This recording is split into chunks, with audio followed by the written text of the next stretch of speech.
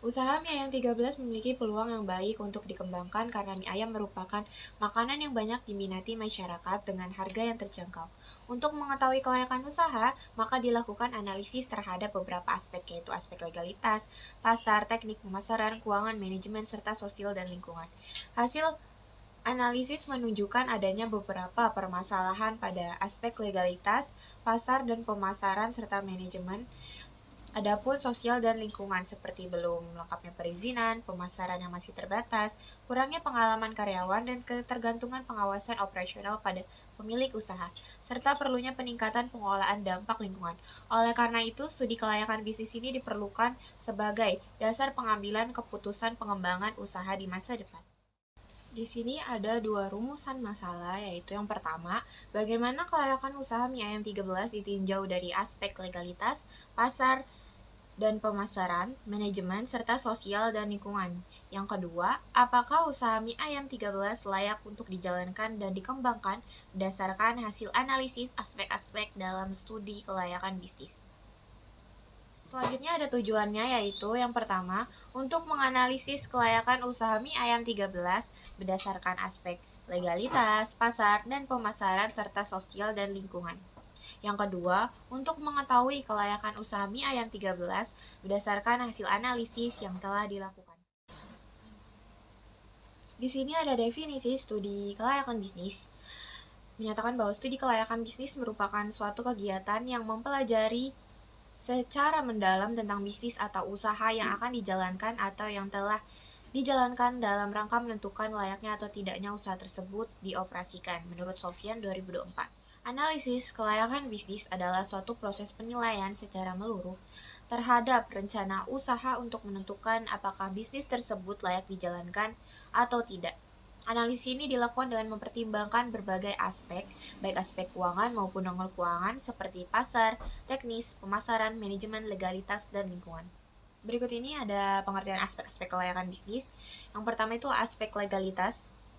Menurut Hasan Samsurial et al. 2022, aspek legalitas mengkaji keabsahan usaha serta kelengkapan dokumen perizinan yang diperlukan.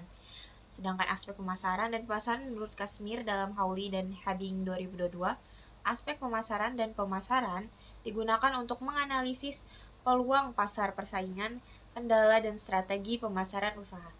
Selanjutnya ada aspek manajemen. Menurut Terry dalam Hajiyah 2025, aspek manajemen bertujuan untuk menilai efektivitas pengolahan sumber daya agar target bisnis dapat tercapai.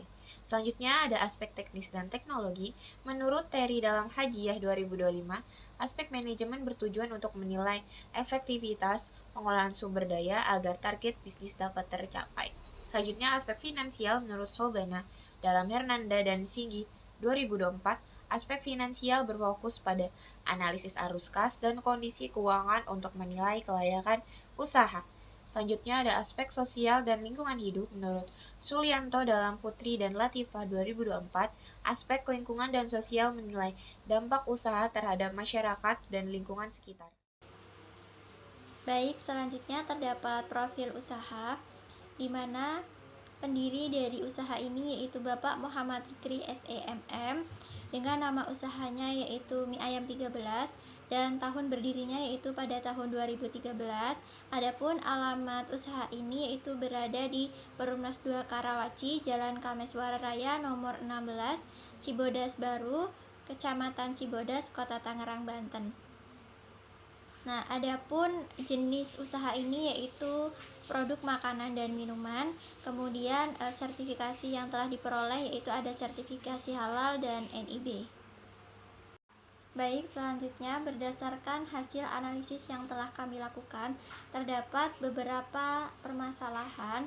Yang pertama yaitu dari aspek legalitas, di mana memang usaha ini telah memiliki NIB dan sertifikasi halal, tetapi belum melengkapi seluruh legalitas yang diperlukan sesuai kategori usahanya, yaitu seperti kewajiban perpajakan belum diurus secara optimal meskipun telah berkembang dan masuk kategori usaha UMKM.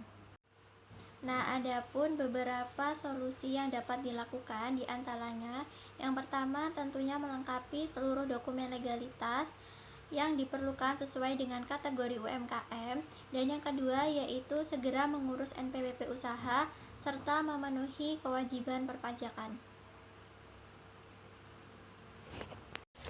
Selanjutnya ada aspek pasar dan pemasaran. Analisis permasalahan.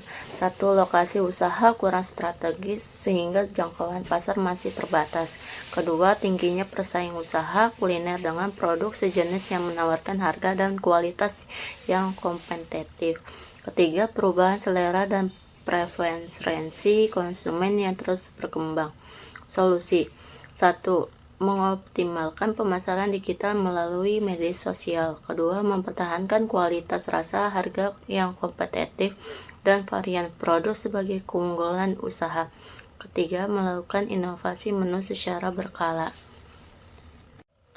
Selanjutnya ada aspek manajemen. Analisis permasalahan. 1. Sebagai besar karyawan belum memiliki pengalaman kerja yang memadai sehingga memerlukan pelatihan dari dasar.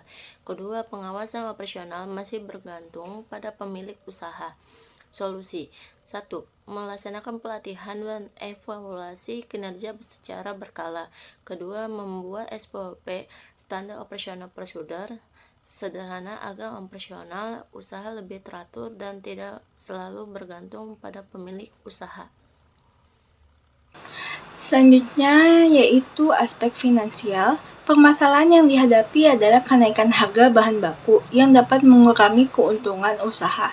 Selain itu, usaha masih bergantung pada penjualan harian sehingga jika jumlah pelanggan menurun, arus kas juga akan ikut terdampak. Untuk mengatasinya, pemilik usaha perlu membuat anggaran operasional secara rutin, melakukan evaluasi biaya dan keuntungan setiap bulan, menjaga harga jual agar tetap sesuai dengan kondisi pasar, serta menyiapkan dana cadangan sebagai antisipasi jika terjadi kondisi yang tidak diinginkan. Berikutnya adalah aspek sosial dan lingkungan hidup. Kegiatan usaha menghasilkan limbah berupa sisa makanan dan kemasan yang perlu dikelola dengan baik agar tidak mencemari lingkungan.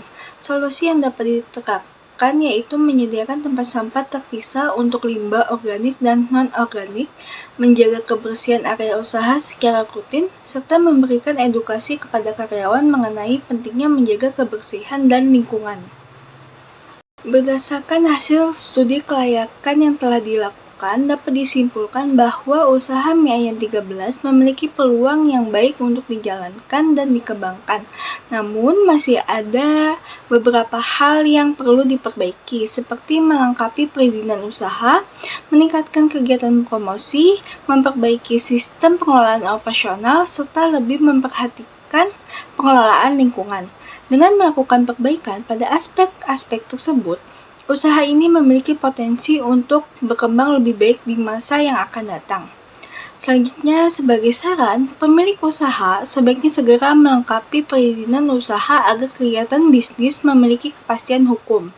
Selain itu, promosi perlu lebih ditingkatkan, terutama melalui media sosial yang banyak digunakan oleh target pasar.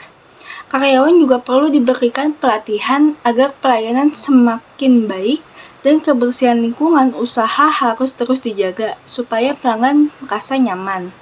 Dengan langkah-langkah tersebut, diharapkan usaha mie ayam 13 dapat berkembang secara berkelanjutan.